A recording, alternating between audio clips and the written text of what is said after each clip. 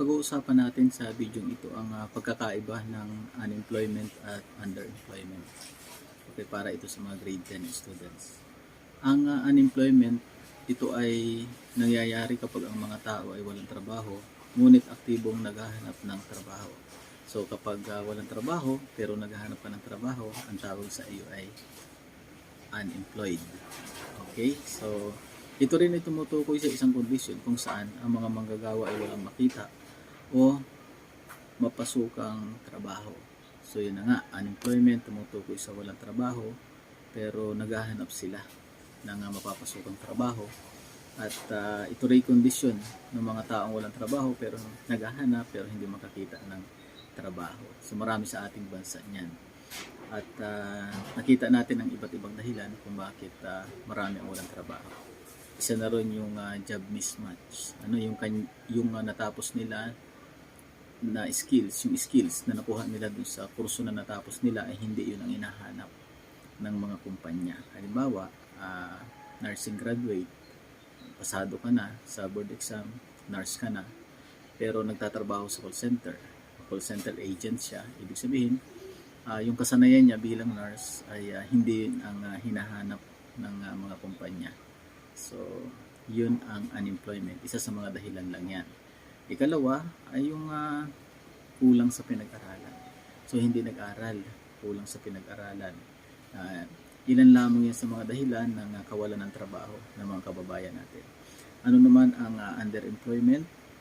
Ang underemployment, ito naman ay ang isang manggagawa ay maaaring isaalang-alang na walang trabaho kung may hawak silang isang part-time na trabaho sa halip na full-time. O kung sila ay labis na kwalipikado at may edukasyon, karanasan at kasanayan na lumampas sa kinakailangang trabaho. So kapag sila ay part-time lang, yan, underemployment sila. May trabaho pero part-time. So underemployment. O kaya naman ay lampas, overqualified. Lampas yung qualification niya doon sa kasanayan na hinahanap ng mga kumpanya, overqualified na pero may mga part-time job siya. So yan ay tumutukoy sa underemployment. So may trabaho ka pero part-time, hindi ka regular. Okay. Itong talahan na yan, number 3, total population 15 years old and above, and rates of labor force participation, employment, unemployment, underemployment by region. So July 2019.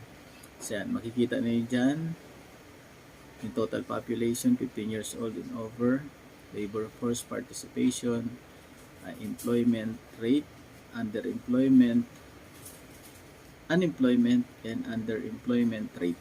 So by region yan. Yan. Pwede nyo i-screenshot ito kapag ito yung napanood ninyo. Ayan. So NCR, CAR, Region 1 hanggang Region 13, Caraga. Tapos yung Bangsamoro Autonomous Region in Muslim Mindanao. Ayan. So sabi sa graph na ito, ang mga region na ang kadalasan ay agrikultura o agriculture ang pinagkakakitaan, pangingisda, pagtatanim. So naroon, mas mataas doon yung underemployment. Yan, yung mga tao na may trabaho pero part-time lang, hindi sila regular. Doon sa mga lugar na ang pinagkakakitaan na ang hanap buhay ay agrikultura. Pero sa kasalukuyan, ang underemployment ay tinatawag itong home-based entrepreneurship, small business, project contract, business outsourcing, business networking, yung uso yan, mga networking, real estate, buy and sell, halimbawa, bumibili ka ng sapatos at ibinebenta mo rin ito. Food supplements, so laganap yan, part-time, organic products, load sa cellphone, at iba pang produktong surplus at iniluwas mula sa mga kapitalistang bansa, yung mga nag-aukay-ukay, underemployment yan. So ibig sabihin may trabaho sila pero part-time lang nila yan. Kapag nag-load ka sa cellphone, part-time mo lang yan. pandagdag kita lang yan. Pero walang job security dyan. Dahil halimbawa ikaw ay nag-load, konti lang naman ang kita dyan. Pag nag-retired ka, walang benefits. So, mas mahalaga yung mayroon kang part-time. Yan, part-time. At the same times ay regular ka. So, sikapin ninyo mga grade 10 students na kayo ay may part-time na at regular ka pa. So, mas nakakadagdag yan sa kita ng pamilya at mas matutugunan ang pangangailangan ninyo. So, yan yung pagkakaiba ng unemployment at underemployment. Sana may natutunan kayo kahit konti. Thank you so much.